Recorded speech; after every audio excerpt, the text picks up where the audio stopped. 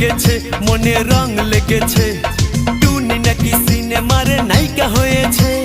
রং লেগেছে টুনির রং লেগেছে টুনি নাকি সিনেমার নায়িকা হয়েছে সেই ছবিতে নায়ক নাকি থাকবে সাকিব খান ছবিটার নাম নাকি তুমি আমার জান টুনির জ্বালায় এবার আমার যাবে রে প্রাণ রং লেগেছে মনে রং লেগেছে